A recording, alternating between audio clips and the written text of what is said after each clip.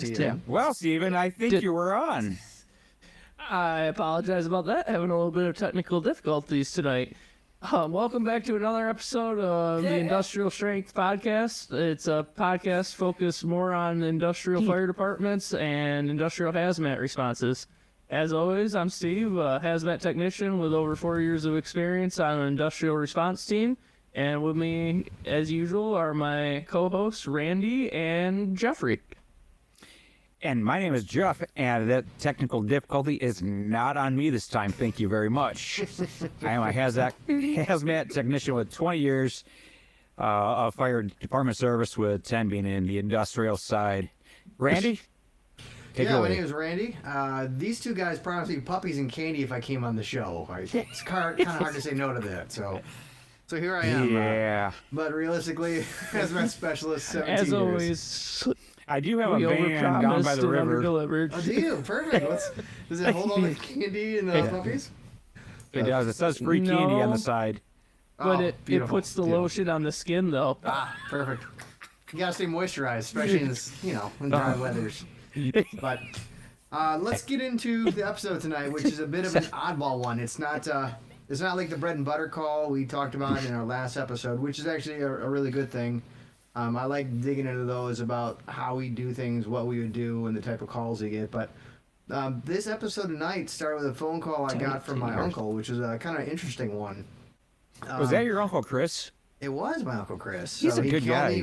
He is. He actually told me a really interesting question. He had asked if I'd ever heard of anyone using acetic acid to extinguish a fire, which left me scratching my head because I had never heard of that. But it led to a little bit of research, a little bit of deeper thoughts, and it was the kernel for growing this episode, which we put together about different methods of fire extinguishment that don't involve water. So kind of hazmat-y because it's chemistry, and I'm sure a couple of these things people may or may not have seen in industrial settings as kind of, I think all three things have been used at one point or another in industrial settings for fire suppression. But I agree. I think if you guys don't mind, I'd like to jump off by starting with that one for the phone call, the acetic acid, which is a bit of an oddball, and then we can get into the other two, which may be more routine for people. So I'm fine with absolutely taking the oddball. It's usually me with the oddball, but I'm good with that. All right, I'll take it. All right. On number or odd shape are we talking, Jeff? All right, let's get back to the Randy, acetic go acid. ahead. Yeah. So for those who may not be familiar, acetic acid, typically it's a colorless liquid. It's an acid. It's not a strong mineral acid, but it is relatively strong. And most people recognize this because it's what gives vinegar its smell, right? So dilute solution of acetic acid is really what is vinegar. It's what's sold in typical grocery stores as white vinegar. It's a corrosive organic acid, a wide range of applications, everything from food production to vinyl acetate monomer production. It's used to make acetic anhydride and esters used in multiple different chemical industries. It's a great cleaning product too. It is, actually, quite a bit. So I'm sure a lot of people use it. So that is very true, especially cleaning bathrooms and other surfaces. Mm-hmm. We use it in the labs too. It actually inhibits bacterial growth. It does a wonderful job doing that too. And that's what they use it for in the food industry a little bit of trace acid to inhibit bacterial growth. But anyway, out of the weeds, trying to get back to it. Different type of acid. Yeah, back to the acid. So dropping some acid here. So acetic acid is interesting. So I did the research on it because I'd never heard of it fighting fires, but turns out when you heat acetic acid, it decomposes. And this is kind of where the genesis of the phone call came from, because, and this was the other interesting part, it decomposes two different ways. And it depends on what temperature it sees, which is a little bit interesting.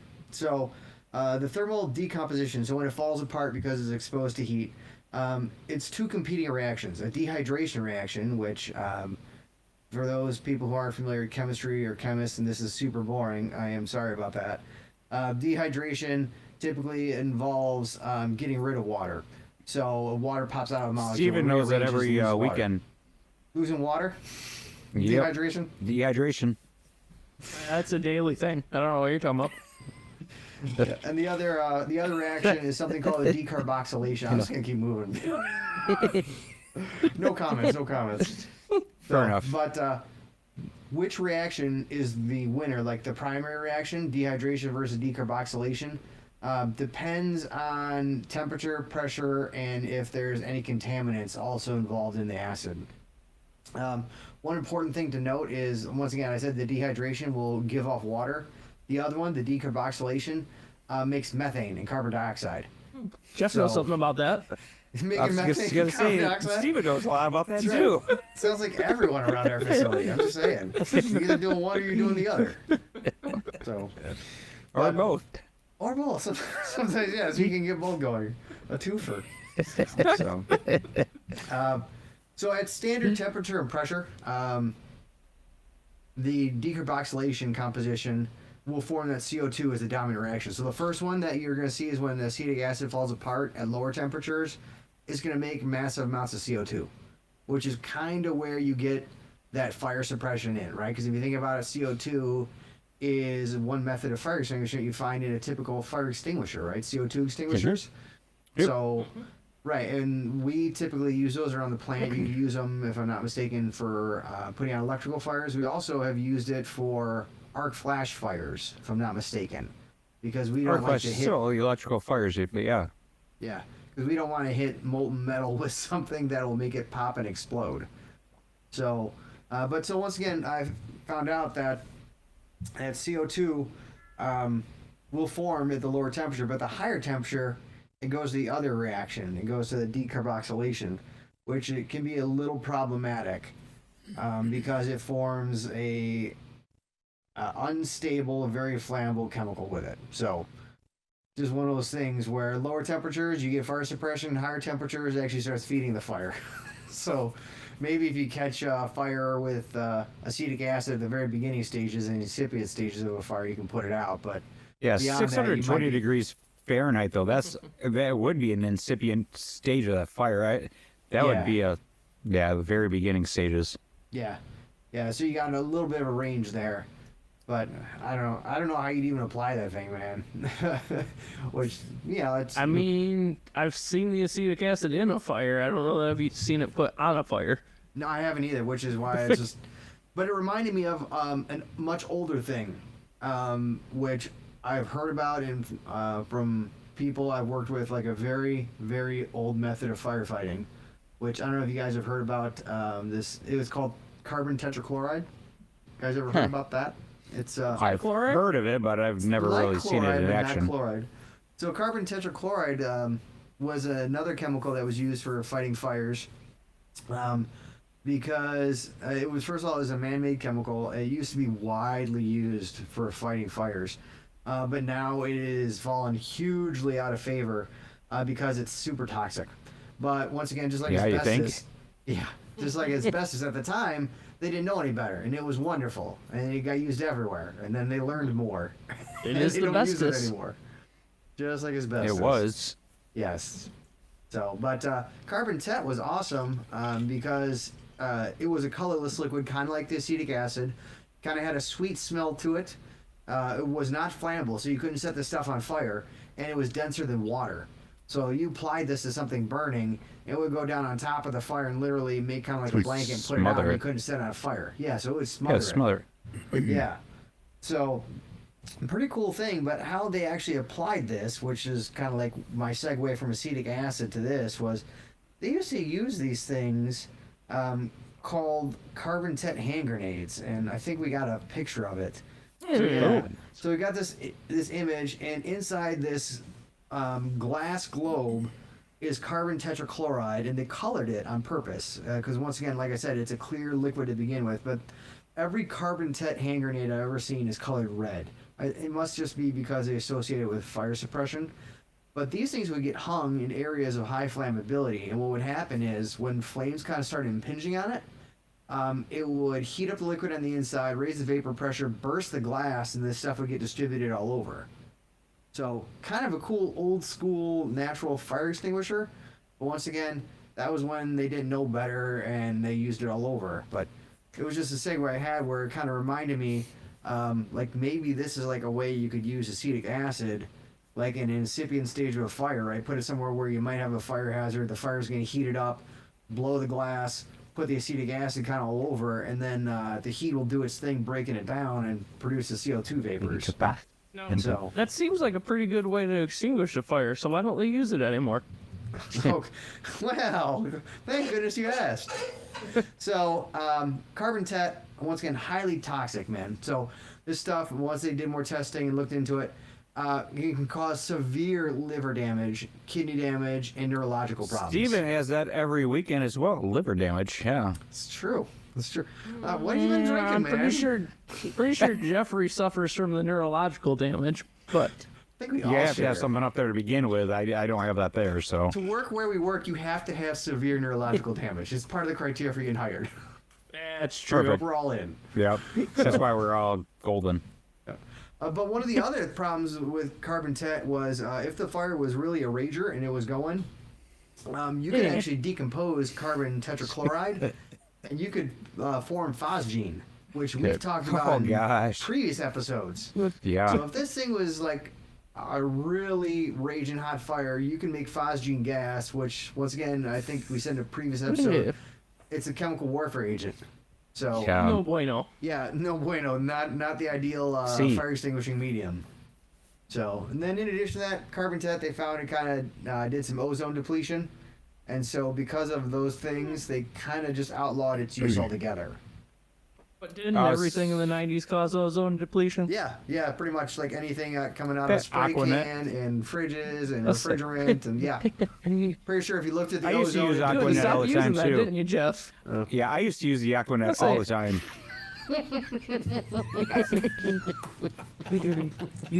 It was on that one. It wasn't it that made you stop. Well done, sir. Well done. You almost made me spit up all over my computer. Well done. You can see our previous So- episodes for my hair Your illustrious follicles at that hair. time.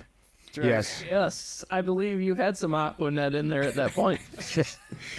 Yeah, so it's like I said, that initial call, acetic acid, you know, unusual guy. Obviously, you apply it to a fire, mix CO2 at the lower temperatures. Maybe if you use it like that kind of carbon-Tat hand grenade, it might work. Might be a thing to try. I like hand don't know grenade. if I've never seen it in practice, but it'd be worth a test. I think it'd be fun. Try I it. bet we Yeah. can make it happen. You know what? think That we might be a know a guy. special episode, fellas. I'm just saying. So Hey, I like know. it. That's oh yeah. My backyard. See, oh, I like that. We'll say it for a milestone episode. Ooh. We'll say maybe Out on the lake? 50. We get to Ooh, 50. dot. That's our 50. Yeah. So, Ooh, 50. So, yes. Yep. 50. In comparison to those two, I wouldn't say archaic methods, but Oh, they're old, man. a Well, little more rudimentary methods there. We'll talk about some more modern methods that are in play today. One of those, or two of them actually, are Halon or Sapphire systems. Now, for those of you out there asking, what the hell are those? Halon is actually a halogenated hydrocarbon gas that's used in fire suppression. That's actually most commonly Halon 1301 to be more specific, or Halon 1211. Actually, they use that a lot in IT rooms or Yes. closets. yeah. Yep. It's all about the computers. So Those Halon damn actually computers. Halon actually suppresses the fire by chemically distributing the combustion process within the molecular level, and it's not just displacing the oxygen or cooling it. Wait. Yeah. Now, some key features with the Halon system is that it's really fast acting. It's typically within 10 seconds it'll put the fire out. It leaves no residue behind, and it's a non-conductive material that's safe for all electronics, which is why they typically use it in the IT server rooms. Yep. Yeah. Beautiful. Yep. It's also colorless, odorless, and it's effective on Class A ordinary combustibles, Class B flammable liquids, and Class C electrical fires. Oh, that's pretty good. Yes, So electrical it's got fires. a wide range there. Yes. Yeah. I know. It's used for you, Jeff. But, it's got a lot of good stuff, but what are some of the drawbacks on it then? Ooh, what do we got there? Well, again, the system isn't exactly the newest of technology, even though it's a little more modern. So as talked about, it was around, I believe, back in the 90s where that ozone depletion thing was a problem. That wasn't it was that also long linked- ago. Thank you. I resemble that remark. Speak for yourself. Steven was born in 99. He doesn't know. It's okay. I wish. Schools. As we were. So it was linked to being ozone depleting. Its production was phased out under the Montreal Protocol, for those of you who may want to do a little more Damn research. Canadians. Eh? Now, it is still permitted in limited and critical uses because obviously they couldn't put anything in place that was 100% up to code. So there's certain uses that this is still in play for, which is more aviation, military, and archival protection. So you mean, Steve, they can put in a new system in, or are you saying just the old ones are grandfathered and they can stay? So the old ones are grandfathered and they can maintain them. Okay, but you can't So put in we a new do, one in we the system, a new still Sapphire. have Halon systems in our Yes. facility. Yeah, absolutely. Yeah, we do. So, to my knowledge, in the general public, they're not allowed to be used in new install. Maybe out there in the military sector, they are, just due to their different specifications. Okay. But Fair for enough. like us in an industrial facility, we can't put any new systems in using it. But we do still maintain and update and upgrade our current Halon systems. Okay. Okay. So no new Halon, but you can keep the ones you got. That seems okay. Yep. Now, it is an expensive and limited supply Yeah. due to the discontinuation, though. Sure. So, might be something that you want to dig into your pockets for. Not my pockets, but yep. Now, in comparison, in comparison to the Halon system, the Sapphire system is a little bit newer technology that's been phased in as one of the replacements for that Halon I heard system. women like the Sapphire. Sapphire. Yeah, it looks like we got an image of the Sapphire tanks up on screen now. There we go. So now Sapphire systems use a Novec 1230 fluid, which I have honestly no idea what that is. Maybe the chemistry guy in the room might. I'd love for you to Dodeca- try to pronounce that. I really would. Dodecafluoro-2-methylpentathreone. So dodeca means it's 20 carbons, and then a Oh, good God. fluorine. Seriously? Dude, yeah, this is like might be bonus. Bonus if you can draw this thing, man. This is like brutal. Oh, this Come on, is Joe, brutal. try and draw we it. can put it this way. I believe it is a clean agent fire suppressant that is stored as a liquid and discharged as a gas. Let's just put it that way. Yeah. You would be absolutely correct So- in that. Holy 'Cause, I mean, cow. it's got to be under pressure then, right? So if it's a liquid, think about like propane. Like the propane in your tank, it's a liquid, and then you release It it. is a comes out as liquid, and- gas. Yep. The Sapphire So systems are It is pressure fairly charged. similar, yes. Okay. Yep. And they're typically linked together with multiple cylinders and then a master cylinder that actually fires off all of the individual cylinders to do the suppression. Okay. Gotta give you a bigger supply chain there. Okay. Now, some key features on this is, in comparison to the Halon system, it's Yeah. environmentally friendly, Ah, okay. zero ozone depletion, It was good for what California they then. say. Yeah. And low global warming potential for those of you out there that are believe in that thing. Now, it's also fast acting, just like the Halon, less than 10 Okay. seconds. That's good. It's safe for people, Ooh. which So you is... can be in the room while it goes off. Yes, actually, believe it or not. Unlike the Halon system, which the Halon system just knocks out the oxygen out of the yeah. room, Yeah. and if you're not out of there in a few seconds, you're not making it out. Okay. Okay, but So, also, just like the Halon system, this one doesn't have any residue, and it's non-corrosive and Okay. non-conductive. It's also effective on Class A, B, and C so fires. it's like for like, except it's safe for people and safe for the ozone. Pretty much. Okay, well, that's a pretty good swap. Fair then. enough. Yes. Yeah. Okay. So obviously, a very decent non-water way of putting out fires. Yeah. Yes. So, some suitable applications for both of these are for the Halon systems in the cockpit and engine fires on aircraft. I'm not really sure why the cockpit, since it isn't suitable for people, but yeah, Most pilots why really not don't test matter it too in much. midair? It's on autopilot anyway, right? Yeah. It's also safe, suitable for military vehicles. Because they don't have people in there either. Yeah, right. Yeah, you know, that's just a pricey pay.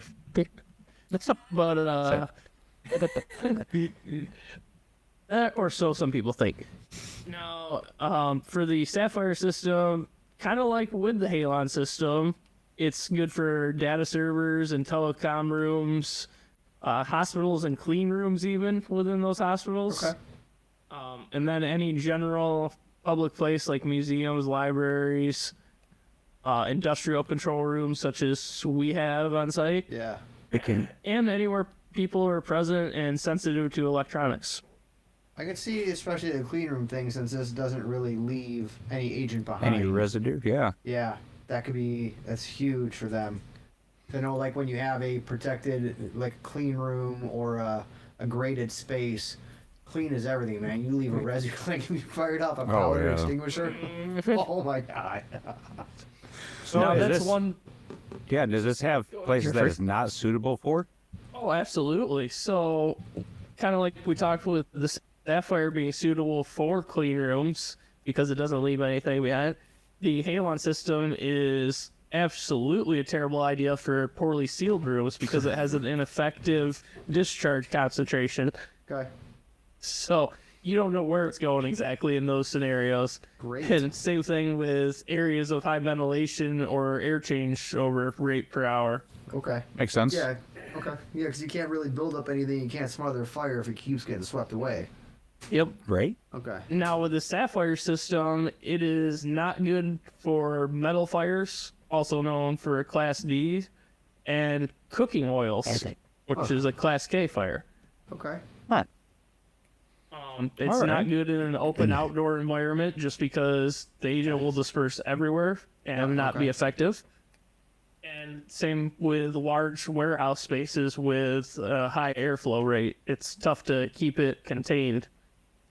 I got that. Just that air turnover. Yep. So my first thought would be like airplane hangar, like a bad thing for that. It's not gonna work well. It's just too big, not compartmentalized enough. Usually most airplane hangars have the old foam system. Yes, they do, man. Party foam. Maybe a little I've seen PFAS in videos of there. that one. I have. Oh, PFAS. Come on. So, I I have seen the video of it covering planes in a hangar. It is Quickly. phenomenal. Yeah.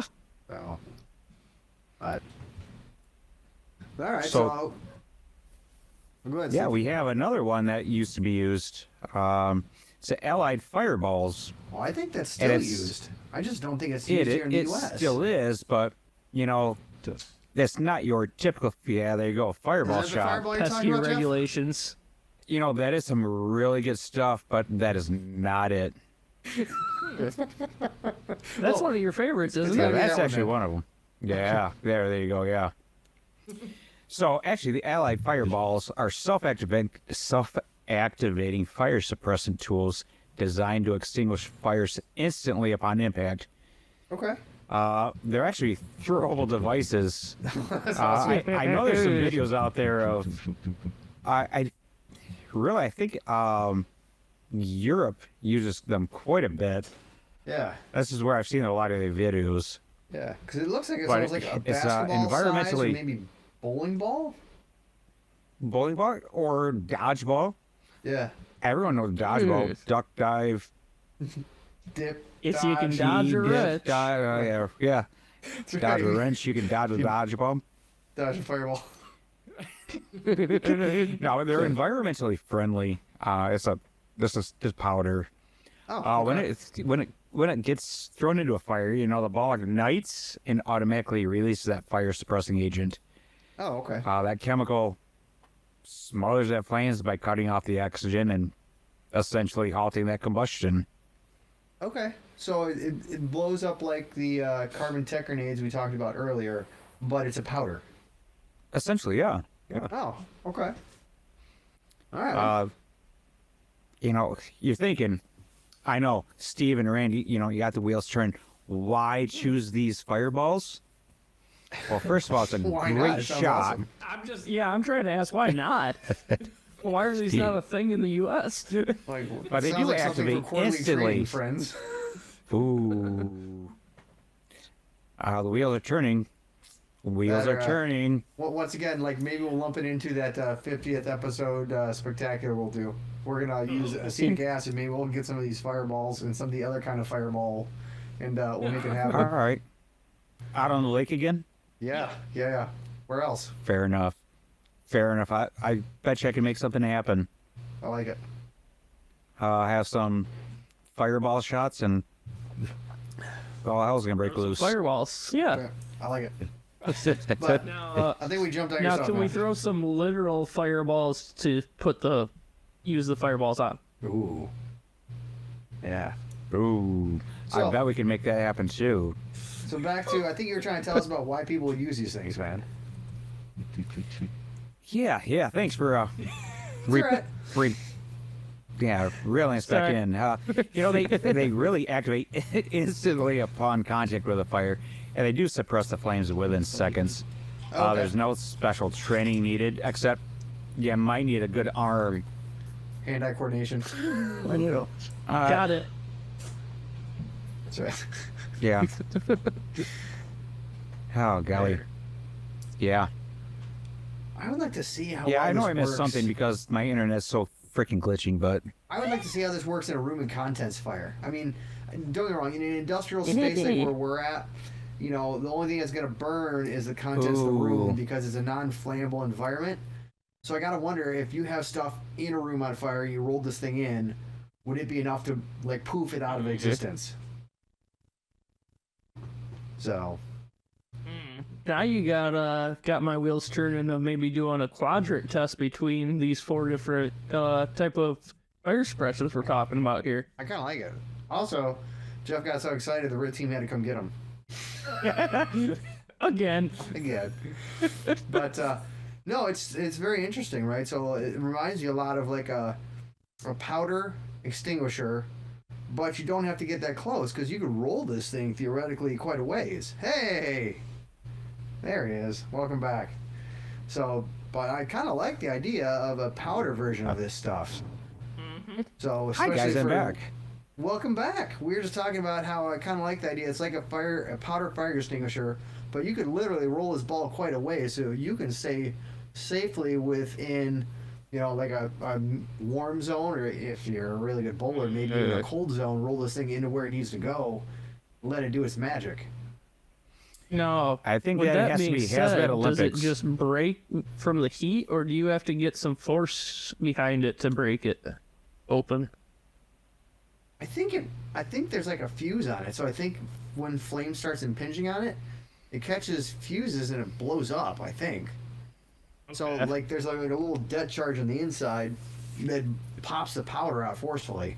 So it's not the force you hitting it, because you could like smash it into stuff all day long and it won't go off. I think it actually has to see heat. Okay, that makes more sense. Because I was picturing doing some archery from a distance to be safe and just break that thing wide open. Well, that'd be awesome. It's Are like you gonna put a it's got like a dynamite little stick on binary, the like, tip of that tannerite. archery Oh of my the God, bow Dukes of or the Hazzard? arrow? I believe Dukes of we Hazzard use style. tannerite to be legal. Oh, Jeffrey? no. That's I like always it. fun. I like the Dukes of Hazzard arrow thing. I haven't thought about that in a long time. Tannerite is the best, especially. Oh yeah, never mind. There's so many. I think, Rick got Jeff again. That's right. I like it. Who got rid of me again? So, I mean, I really like the fact that these are portable too, and I Yeah. believe they're pretty lightweight, if I'm not mistaken. Yeah, it seems like it's also one of those things where like they might be. Can you really hear me though? I can hear you. I can hear you loud and clear, brother. So I almost think like this fireball. I see is- Randy's lips moving, but I don't see mine. Oh, I can hear you, Jeff. So, but I also think Steven? these fireballs are something that you could hang, for almost like those old goodness carbon jet sakes. ones. Okay. So, You agree, Steven? Steve, can Yeah. you hear Jeff or no? Oh, for I fuck's sake! cannot. Okay. All right. That's a no from Steve. Steve can't hear Jeff. That's all So- right. Technical all right, difficulties so- did return. One of these things about the Yeah, we should expect as much. He did fire Yeah. cut. one of these fireballs is there is low maintenance. Actually little to no maintenance. Once installed or in place, these fireballs require minimum to low maintenance, make them hassle-free solution. It's really a decent way. Yeah. So The like, you powder just inside the ball is set it and safe for forget both it. humans and pets and the environment.